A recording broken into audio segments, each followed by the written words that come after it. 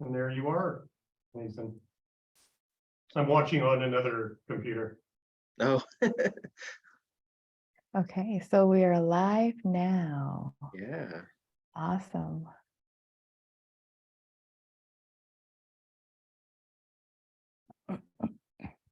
Yes, All right.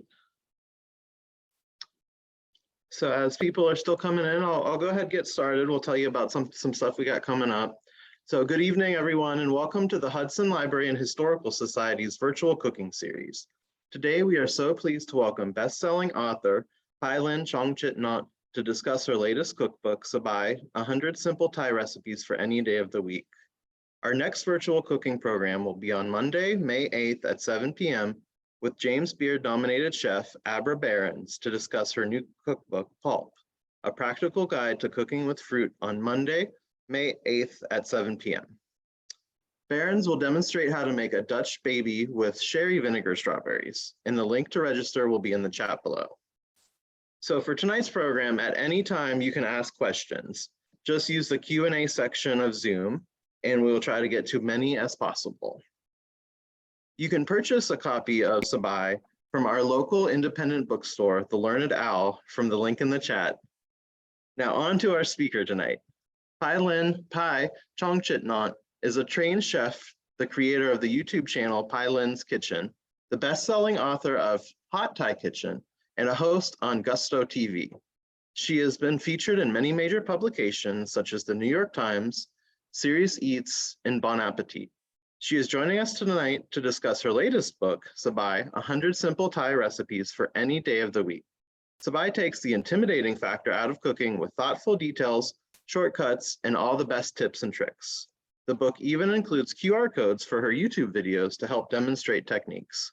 Thank you so much for joining us tonight, Pailin. Thank you for having me. I'm super excited to be doing a live event. This is my first live event since COVID started, I think. So thank you, everyone. My name is Pailin. You can just call me Pai for short. As Nathan introduced me, I've been teaching Thai cooking for a really long time. I do mostly my stuff is on YouTube. So if you go on YouTube, look up Hot Thai Kitchen, tons of my cooking videos will show up. So if after today you feel inspired to cook more Thai food, head over to YouTube, look me up, or on my website, hotthaikitchen.com. So the recipe that we're going to do today is from my new book, Sabai. And Sabai is a Thai word that basically means to be at ease, comfortable, relaxed. And that's sort of the spirit of the recipes in this book. I know a lot of people feel sort of intimidated by Thai cooking. They don't know where to begin. They feel like it's going to be a complicated, difficult thing. And so I wanted to sort of make a compilation of quick and simple Thai recipes that are weeknight friendly so that you can cook Thai sabai, as we say it in Thailand. So anything that you find in this book is weeknight friendly. So if you are interested in getting started in Thai cooking, this will be a good place to start. It also has a lot of information on ingredients, which is a big hurdle. I think it's probably the biggest hurdle for people to cook any new cuisine is figuring out all the new ingredients. So we're going to talk a lot about ingredients today, but also there's a lot of ingredient information in the book itself and also on my website and YouTube channel. So there's a lot of resources to make sure that you're good to go. Okay, so I'm good to go. I'm going to introduce the dish that we're going to make today. So the dish I'm going to make today is from this book, and it is this. And it is called Penang chicken curry, or Penang curry chicken rather, Penang curry chicken. And the reason I chose this dish for this is because Penang curry, it's probably our simplest, quickest curry. It's almost more like a stir fry than it is a curry. That's how fast it is. And in this particular version, I am using just your regular old chicken breast, which is a really good sort of approachable ingredients. So we're already going to be dealing with some new ingredients. I wanted to make sure at least your vegetables and your meat is something you know exactly what to do with them. You don't have to worry about that part. So that's why I think this is a really good first recipe to do. And it's very easy, very low chances of anything going wrong. in this recipe. So let's get started. Okay. Put this here, back here rather. Okay, so the first thing we're gonna do is marinate the chicken. As I said, we're doing boneless, skinless chicken breast, and which is, you know, as we all know, not the most flavorful meat you can find at the store. It can be quite plain, and it can also dry out really, really quickly, right? So I'm gonna give it a little bit of flavor because, as I said, this is a very quick curry. It's not gonna spend a lot of time in the curry sauce, so we don't do anything with it prior. The sauce is gonna be really flavorful, but the chicken itself might be a little bland, and we don't want that. So to give it some flavor, I'm going to add some fish sauce, and I'm going to switch this view so that you can see this. Hello, I'm in the corner now. So I'm going to add some fish sauce to my chicken, and fish sauce is the biggest, probably the most important ingredient in Thai cooking. It's basically soy sauce, but made from fermented fish rather than fermented soybeans. It's got a salty flavor. This is the brand that I use regularly. You can find this at many Asian grocery stores. Here's another really good brand also. And fish sauce is now something that you can buy at just your regular Western grocery store. It doesn't even have to be an Asian store. So in addition to the fish sauce, I'm going to add a little bit of sugar, just a half a teaspoon, and that is going to help balance that saltiness and just create a more well-rounded flavor. And you're going to see a lot of that in Thai cooking is balancing salt with a little bit of sweet to not make it super sweet, but just to create a more balanced flavor overall. And my trick for marinating chicken breast for just about anything is to add some water. And because chicken breast can dry out so easily, adding a little bit of water, that water is going to be absorbed into the chicken along with the fish sauce and the sugar, and it will create a juicier chicken. And at the very least, it will build a buffer for overcooking. So if you do overcook your chicken, which is very easy to do when it's this size, it's not going to dry out so quickly. And so you want to give that a good mix, and you want to do this first before you do anything else, so the chicken has time to absorb the water. And speaking of size, I want you to take note of the size that I cut the chicken. So it should be bite-sized pieces. After all, this is a curry, but I don't want you to cut chicken breast any thinner than 1/2 inch thick, because again, it dries out quickly. If you do thin slices, it's going to overcook very fast and you won't have time to do anything. So a 1/2 inch thickness is sort of the minimum that you want to go. You can do it thicker, but again, the thicker you make it, I feel like the less surface area the chicken has, and then you've got big pieces of chicken, the inside's not going to be as flavorful because it's not getting so much time in the sauce, right? So this, I feel like it's a good go-to size. Okay, that is going to just sit while we do other things. So the next thing we're doing is to make a curry paste. So a curry paste is the foundation of Thai curry. It's where all the flavors are coming from, basically, is in the curry paste. Now, in the spirit of Sabai cooking, easy peasy cooking, I do not want you to be making Thai curry paste from scratch. Even Thai people don't do that, okay? It is quite a process. It's like 10 ingredients, and they're all really hard to find, and it takes a while. And I kind of make the analogy of making bread. It's like you can make your own bread, and it's a good thing to do once in a while if you're into that kind of thing. But on a regular, everyday basis, you know, most people are not gonna like make their own sourdough bread for their toast in the morning, right? So curry paste in Thai culture is in the same way. You know, some people love to cook and love to DIY, and they make their own, but most people are okay with buying. And the most important thing to know when you buy is to make sure you buy a good brand. I have a video on my YouTube channel and my website about the best brand of red curry paste, so I highly recommend you check that out. But what I'm going to use today is basically one that I do recommend. It's called Nam Chai, and this is a really good paste with a good flavor. If you can't find it, there's another really good one called Mae Ploy, which is spelled Maeploy. That's really good as well. This does contain shrimp paste. So if you don't, if you're a vegetarian, you want to look for another brand called Aroidi, and Aroidi is spelled like this. This is coconut milk, but this same brand makes curry paste that does not contain shrimp paste. So if you're vegetarian, that's what you want to use. Most of the time, you will probably see in non-Asian stores, you see the Thai Kitchen brand in the little glass jar. It's not my first choice because it's very weak. And it has no spiciness at all. But if you can't handle any spice, then Thai Kitchen might be the one that you want to use, but you definitely want to use more of that than the recipe calls for. I'd use double of Thai Kitchen than what you would use here, because the Thai Kitchen one, it's made for, you know, not a Thai palate, so they kind of tone it down a little bit. So if that's what you're working with, just make sure you use more, which is why it's really important to know your brands. Okay, so this is red curry paste, but we are making Penang curry paste, which is Penang curry is not red curry, but the pastes are quite similar. So what we're going to do is my trick for making a semi-homemade Penang curry by using red curry paste as a base. And we're going to add just 3 ingredients to the red curry paste in order to turn it into Penang curry paste. If you can buy Penang curry paste from the store, they do sell them sometimes. You can also just use that straight up and you don't need to DIY anything. So I put my mortar and pestle here. That's what I'm going to use. But for this part, you can definitely use a coffee grinder as well to speed things up. But, you know, I want to show you something a little different.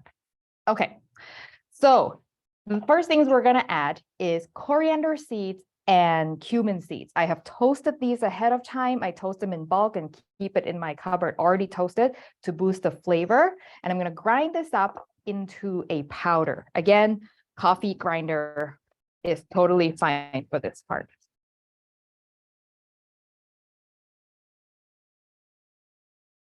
Can you remove that plate? Just so I think it's creating quite a bit of vibration.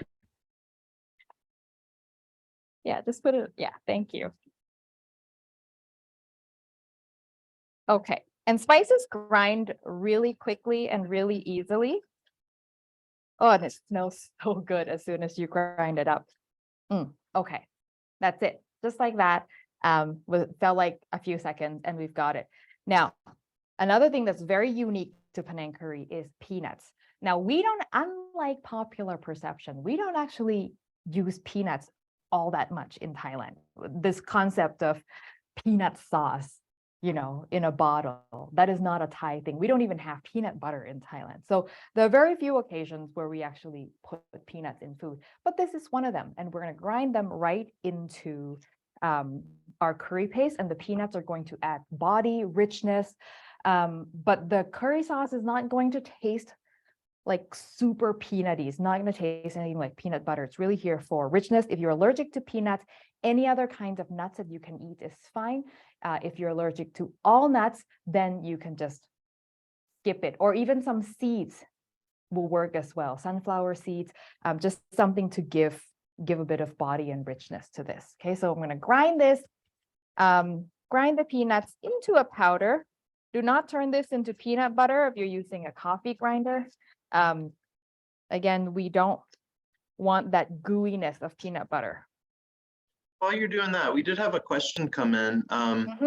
So you mentioned the brand of curry paste. How about the brands of fish sauce? Does that make a big difference? And if so, do you have any recommendations? Yes, so brands of fish sauce does make a big difference. I do have that post on my website as well. With fish sauce, so this one that I mentioned earlier, squid, is a good one that is inexpensive. Red boat is a more premium one that is pricier, but it's also really good. But the rule of thumb that you want to go by is there should only be 3 things, maximum 4 on the ingredient list of fish sauce: anchovies, salt, water, and maybe sugar or some kind of a sweetener. If it has anything else that's like additives, that means they're trying to make up for the lack of real fish flavor by adding all these color and additives. So stay away from those. Generally with fish sauce, the pricier it is, the better the quality, but I've also seen some bad ones priced too high because the packaging is fancy. So as a rule of thumb, just go for fewest ingredients.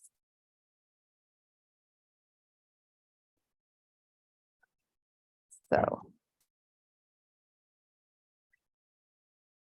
yes, this is something that if you live in an apartment and you're on the top floor, your neighbors might start to question what is going on when you're when you're cooking Thai food. Okay, so we don't need to get this super duper fine. Just like something like that is totally okay. If you're using a coffee grinder, it might be a little finer than this. That's fine as long as it hasn't turned into peanut butter.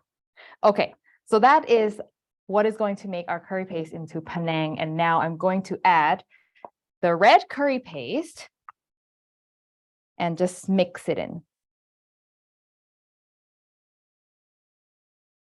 And I like to use my pestle to just mix this in, but at this point, you can just mix it in a mixing bowl if you started in a coffee grinder. And then you can make this in bulk, and then you can freeze it. When you buy curry paste, to store it, you definitely want to freeze it because it's just fresh herbs and spices in there. So you want to preserve the flavor as much as you can. Okay, and that's it. That's our semi-homemade Penang curry paste. Oh, I didn't mix that very well, but you know what? It doesn't really matter because all this is going to get mixed up in a pan anyway, so you don't have to be super thorough with the mixing here. It's all getting stirred together at the end. Okay, so that's good.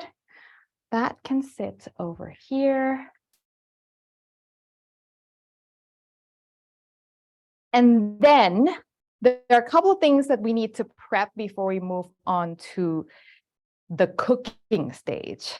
The first thing you need to have going, by the way, before you start anything, is cook rice. Make sure you cook rice first, because all Thai food is served with rice. All Thai curries are served with rice. And so if you're starting your curry and you don't have rice going, when your curry's done, you're gonna find yourself in an awkward position of not being able to eat it. Okay, so next we're gonna deal with our palm sugar. So I need my cutting board. Oh, 1 second. Need to grab something here.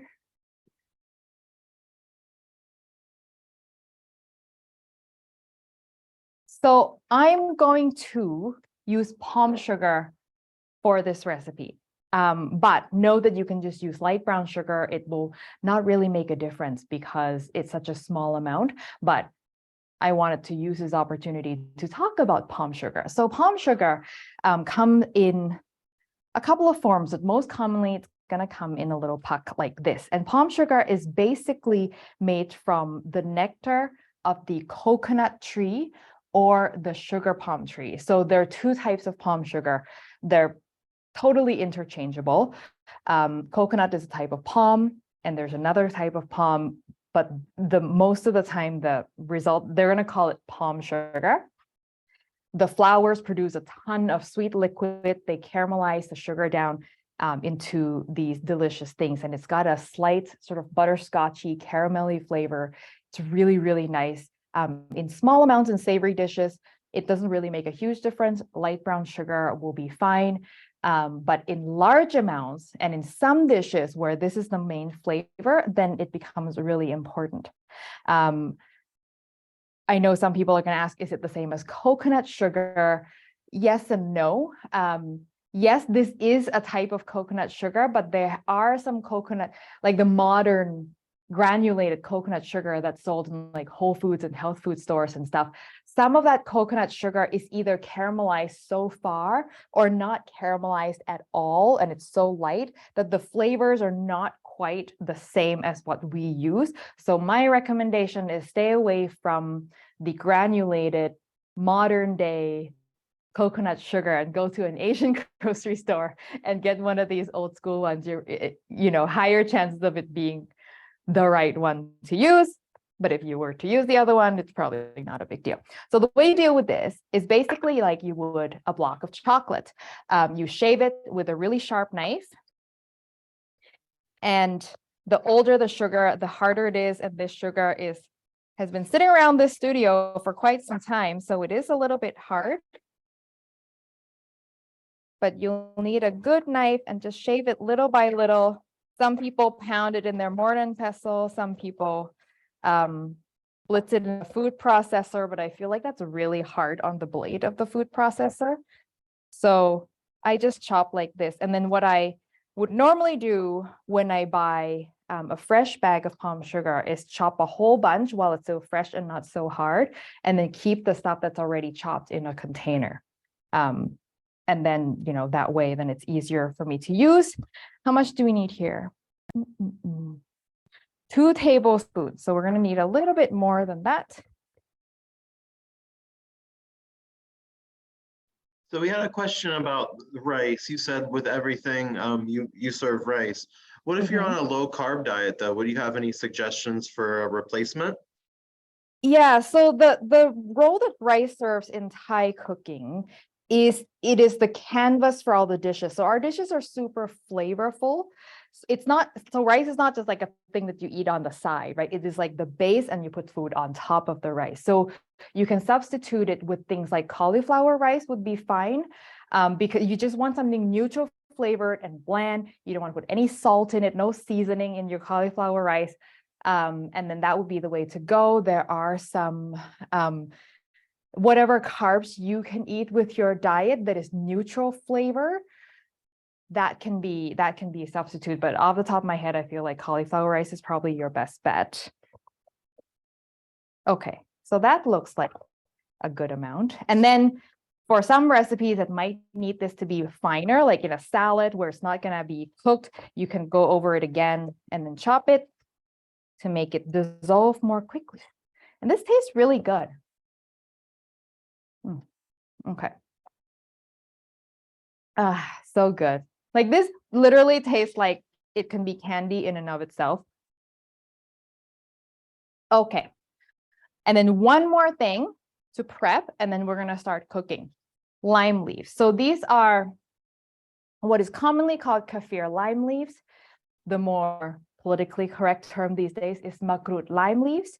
And they are really citrusy, slightly grassier than lemon, so not quite as like sweet smelling like lemon. So this is not something we use in dessert.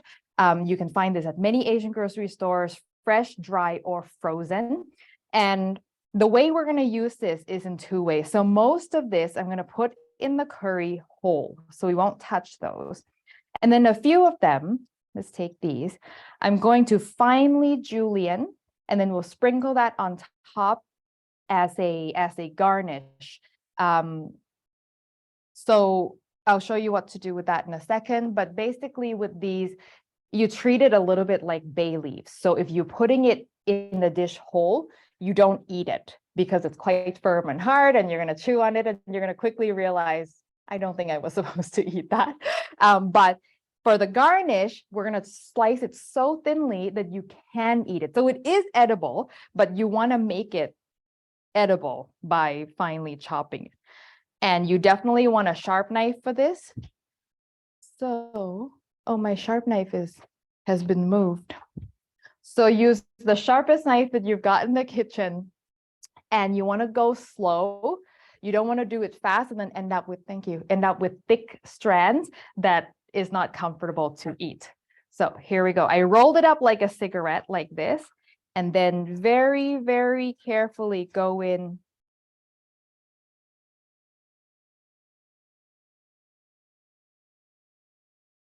and slice as finely as you can.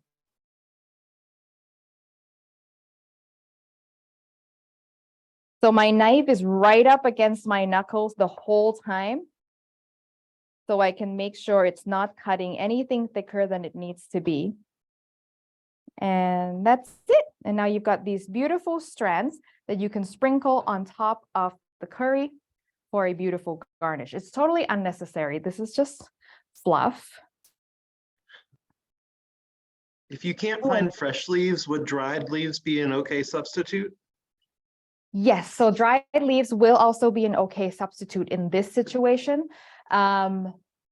I would tend to use more of them because once they've been dried, they lose some flavor. So whatever the recipe is called for, just throw in a little bit extra. You can't have too much of this stuff. Like, it tastes so good and it's never going to be overpowering because it's not a strong flavored thing. So when in doubt, use dried and use more of it. However, if you get dried, you cannot get these beautiful garnish threads like this, because if you try to slice it, it's just going to crumble into bits. So you can only use dried sort of in these whole forms, or roughly broken. Okay, and I think we are ready to cook. Any questions, other questions so far? I think we're good. Okay, so I'm going to bring up my portable stove here. And the first thing we're going to do is reduce some coconut milk. So in Thai food is a dairy-free cuisine. So we never use milk or cream in anything. We only use coconut milk for anything that's creamy. And so I'm going to start with just about, 3/4 of a cup, probably a little bit more, of our coconut milk there, and I'm gonna bring it to a boil.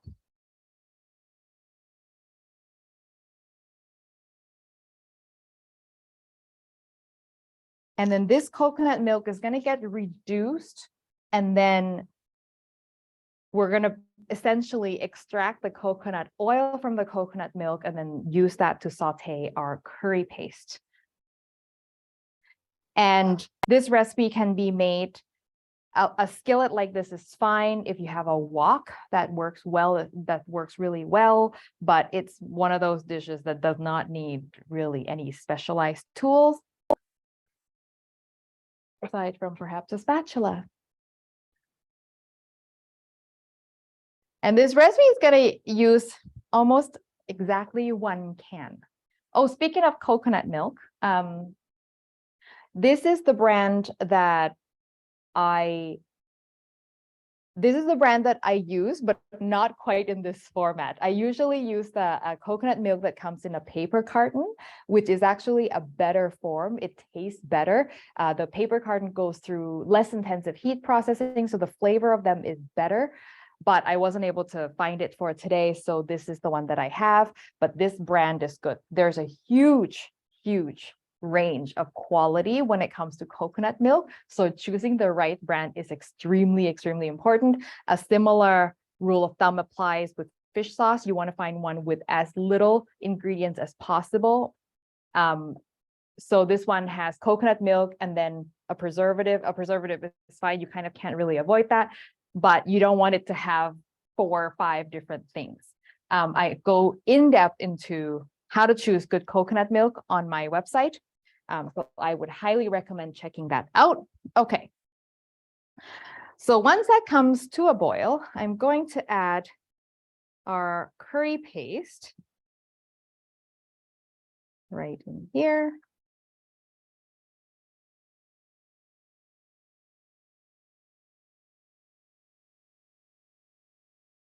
And then this spatula is a little too flexible for my needs.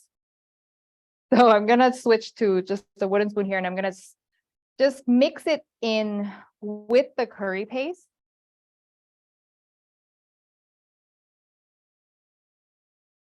Oh, you want to see it close? Okay, sure. I keep forgetting to add my tiny picture in the corner.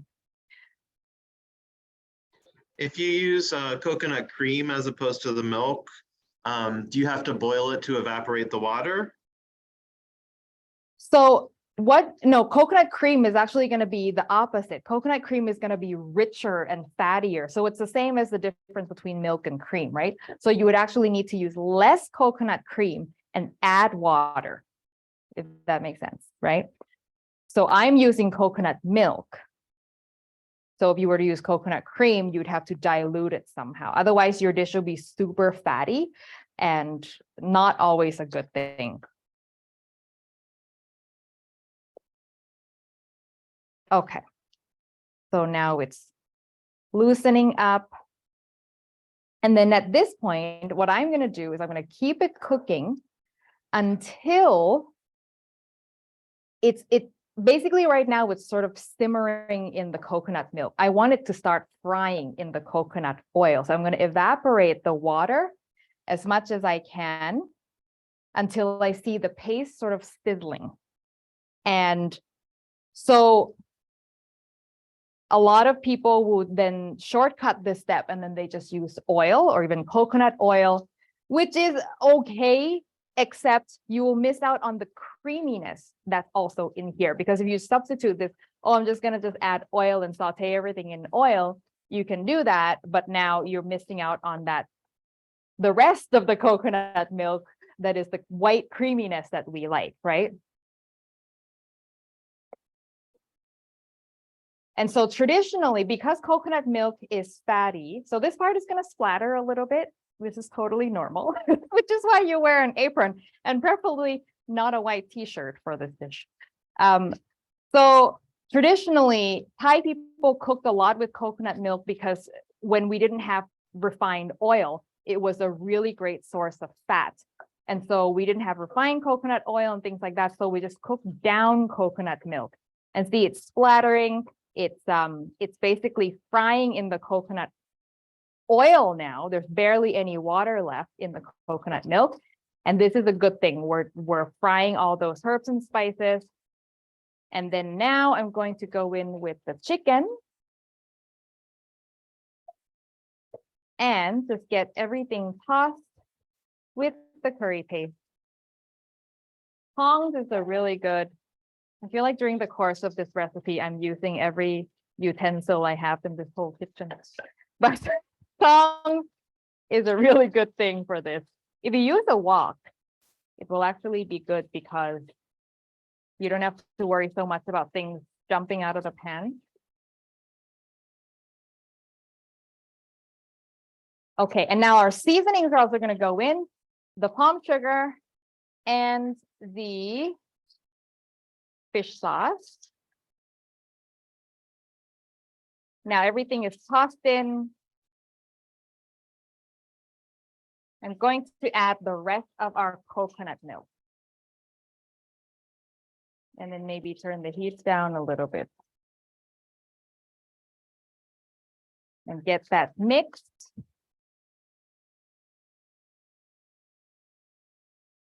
And then let's not forget our hero of the hour, the lime leaves that I talked so much about.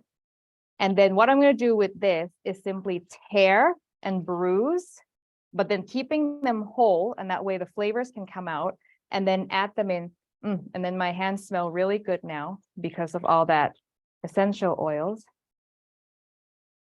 And now you're just going to let the chicken cook until it's done, basically. So again, this is a very, very quick curry.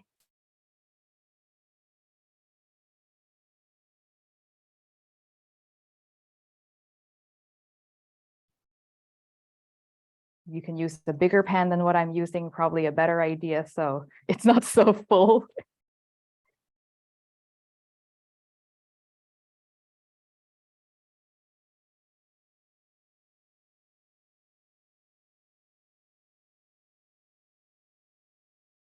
Okay.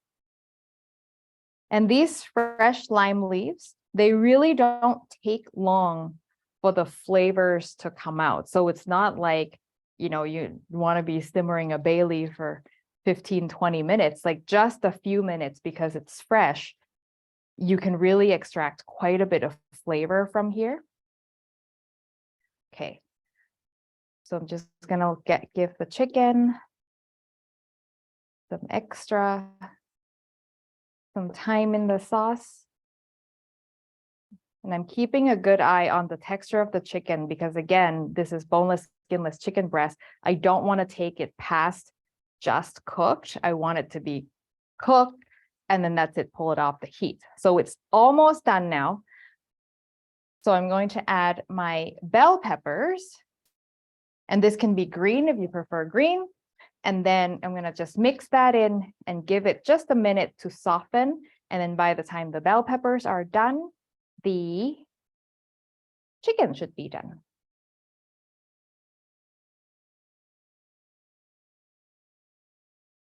And that's basically it. This is, if you were to make a first Thai dish, this is it. There are very few dishes that's going to be easier than this, but the flavor that's going to come out of it, it's going to be nothing like you've ever had if you've never had Thai food before. Even if you've had Thai food before at your local restaurants, try it and maybe you'll be surprised that this might be better. You never know. Okay, chicken is done. I'm turning this off. And then that's it. As with all cooking, you should definitely taste. Taste, because every brand of fish sauce is going to be different. Every brand of curry paste is going to be different. In fact, that's probably the main thing, is the curry paste is going to be different. Saltiness level between curry paste. So you want to taste and check mostly for salt at this point.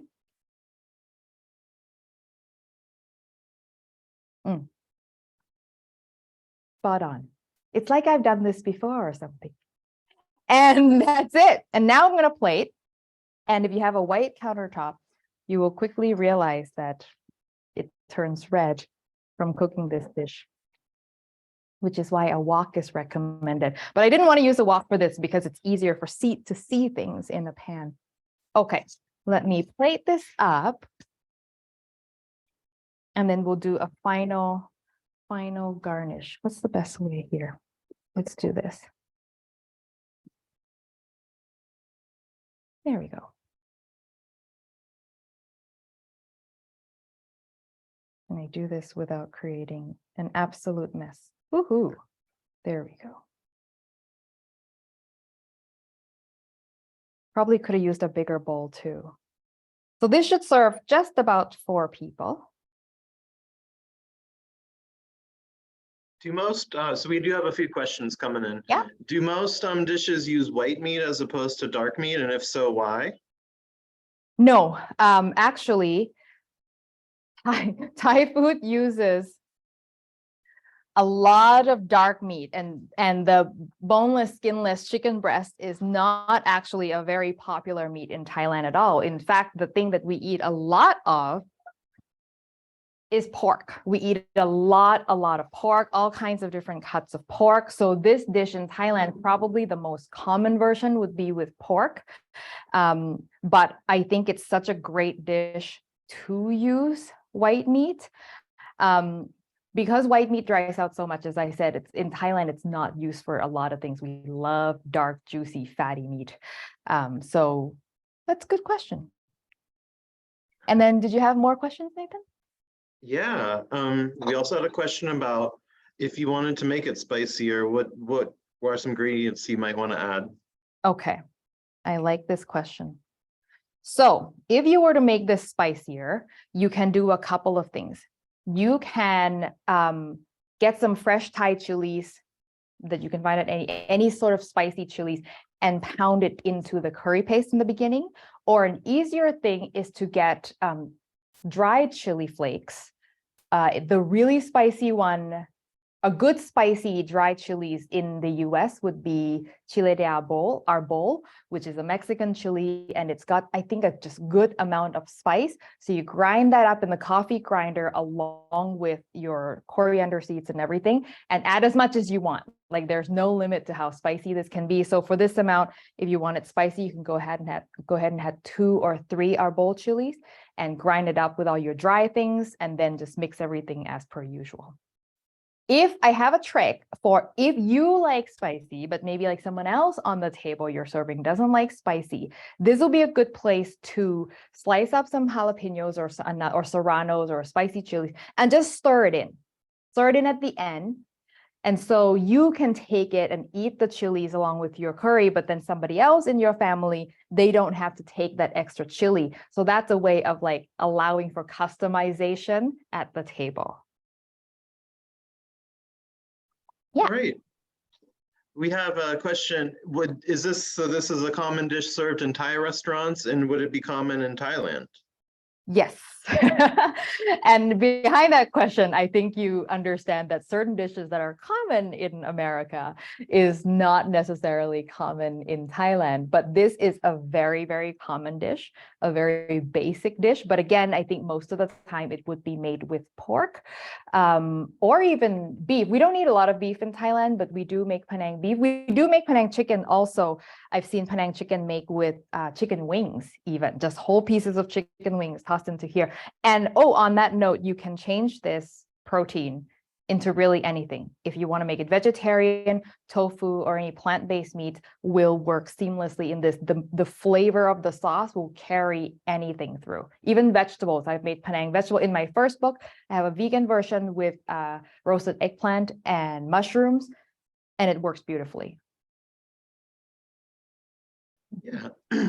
So there's a question that's kind of the opposite of the one before. If you find this is too spicy, is there a way to make it less spicy? So the way to make it less spicy is to use a less spicy curry paste. So this one, I would call it medium, but if you're very sensitive to spice, I would use the Thai Kitchen brand curry paste, which is widely available anywhere in North America. And again, just use more of it than what's called for in the recipe, and you will find that it has almost no spice. Okay. We had another question come in. So you mentioned you can grind up spices in a coffee grinder, but the attendee was wondering, is that going to contaminate the flavors for, like, say, if they're actually using it to make coffee, or do you have, would you recommend a separate one maybe? I would recommend a separate one, just because you don't want your coffee to be spicy, just in case, especially cumin and things like that can leave a lingering taste. So I have a separate coffee grinder for spices and chilies.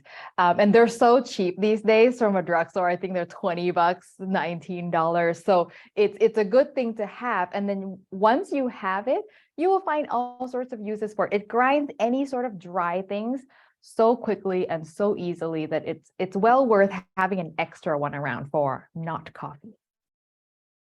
Okay. And so we have a question. Could you just tell us a little bit about your history, how you learned to cook, and why you became interested in cooking?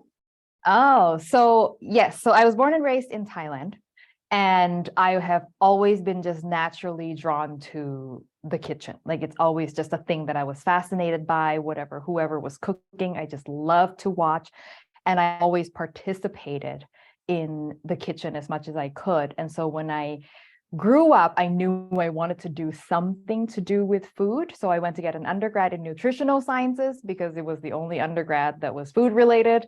But then later on, I realized that I was more interested in the cooking of food and not so much how good it is for you.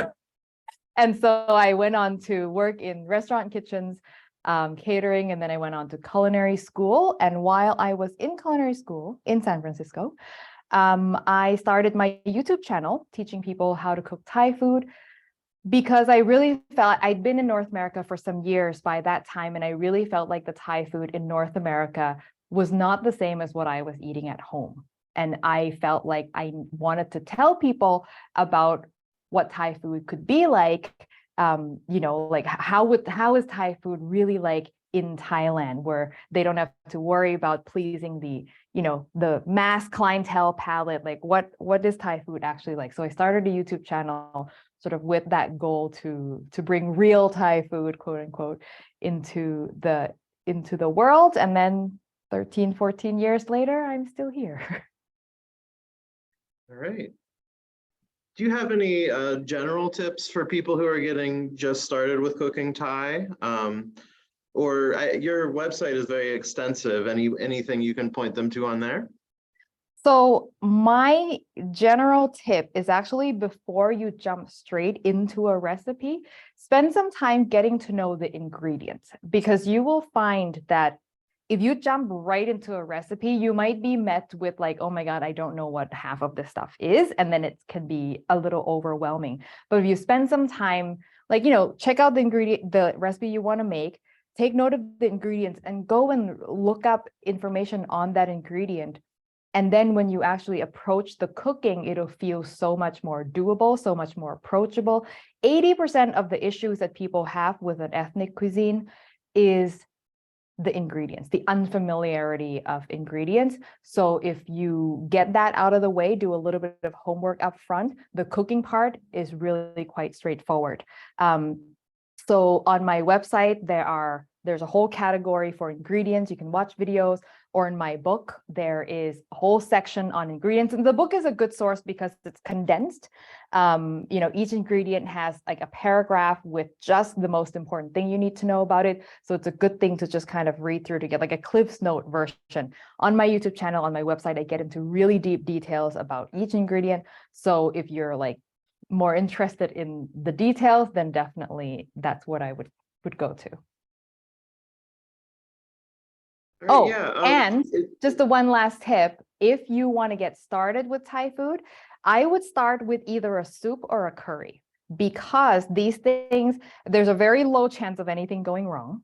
It goes slowly and controlled, so you can take your time to taste things, to fix things. If you're starting with like a stir fry, things move very quickly, and you got to be on your, you got to be ready to go. So it might not be a good first dish if you're just starting. Soup and curry is like nice and slow. It's a good way to ease into the cuisine. Does anything stand out from your newest book? Like if someone were to pick it up, is there a particular recipe that would be a good fit for this? Well, the one that we just talked about. But sure. If there's another thing that I might recommend people try is, so there's a recipe in there called baked Thai barbecue chicken. This is probably, of this whole book, that's probably a thing that I make the most. And basically Thai barbecue chicken is, in Thailand, we don't have a grilling culture like they do here in North America. Like people usually don't grill at home, but we have a big street food culture, right? So we do a lot of street food. So this is a very common street food dish, and it's super simple. And I have a version that's done in the oven, but you can totally do this on the barbecue. And I suggest this recipe because over and over again, this is the recipe that people tell me I make this all the time. So this is why I'd like you to start with this. So this is the Thai barbecue chicken, and it's a really simple marinade, and everything is in the marinade. And so once you get that marinade, you do it ahead of time, and then you either bake it or grill it the next day, whatever you like to do. And I can almost promise you love it. Like you will be blown away by it.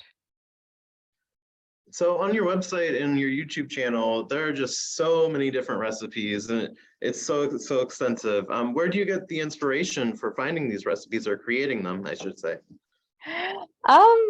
That's a good question. So in the beginning, it was quite easy because I wanted to tackle all the popular dishes in Thai cuisine in North America, all the popular Thai dishes in North America, rather. So that was easy. It's just like whatever's on the Thai restaurant menu, that's what I would do. And then from that point on, it just whatever comes to mind, really. Like I keep an eye on Thai, like the Thai internet, to keep track of what's trendy, what are new things people are doing. I get a lot of requests from viewers, so that is a really good source of ideas.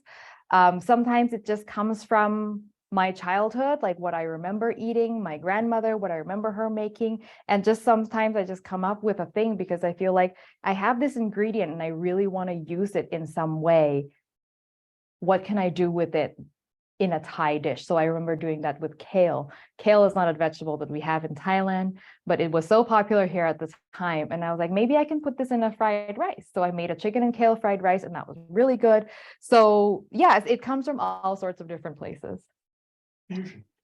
Fusion. Yeah, there's a lot of fusion ideas as well. Like we did Thai tacos, we did Thai is a great flavor to infuse into other things. We've done Thai pizza, Thai spaghetti. So there's a lot of that also that I come up with.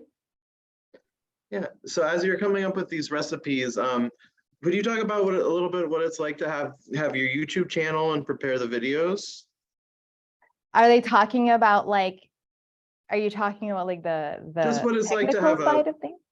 yeah, just as a creator, like what it's like to make a video, I guess. What it's like to make a YouTube video. It's interesting. I feel a little bit like it's very interesting because I have a thing, I put it out into the world, and then I just sort of sit and watch people respond to it, right? Which is, and people are very honest with you, right? So it's not like you have a dinner party and you serve your guests. They're gonna tell you it's good. If it's bad, they'll never tell you, right? But if you put out on YouTube, people will tell you exactly what they think. And so it's an interesting process of like, okay, I make something in isolation, and then I get hundreds and hundreds and hundreds of feedback, mostly positive, I'm happy to say, but I get interesting questions. And I will say that it has really opened my eyes to the different perspectives that are out there, the questions that people ask that I never thought people might ask.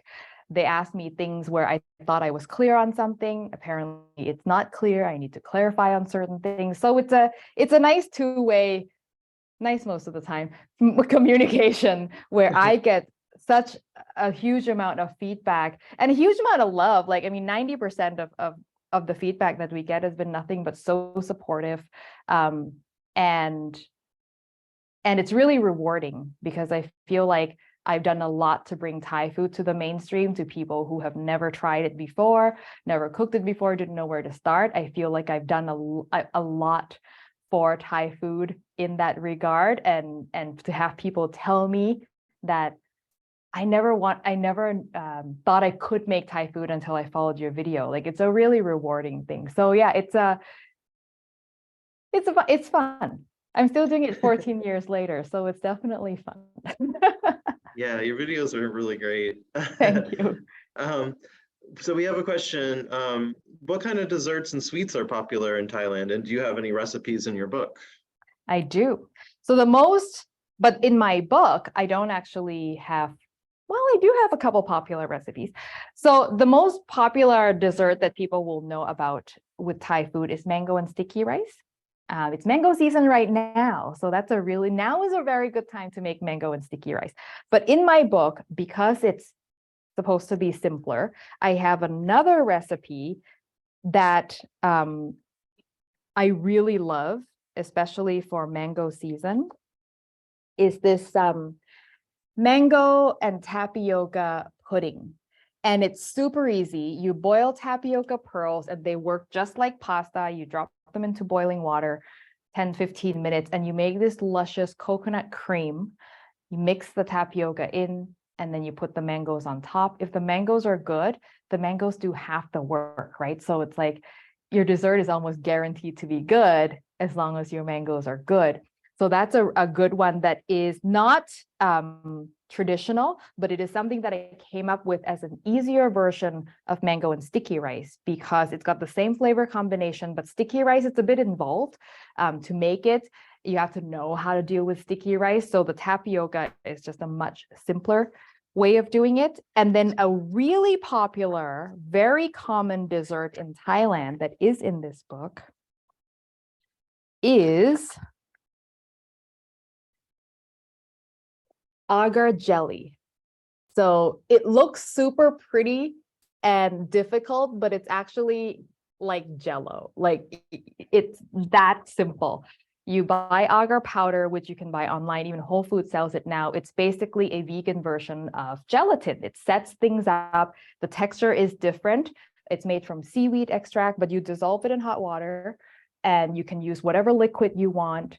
And then you pour it into a mold and it comes out. And this is an extremely popular snack. It's something that I grew up eating on the weekly, and they've become one of the most popular videos on my YouTube channel. So it's definitely like, if you want to get to know like street desserts, like basic Thai sweet, that would be it.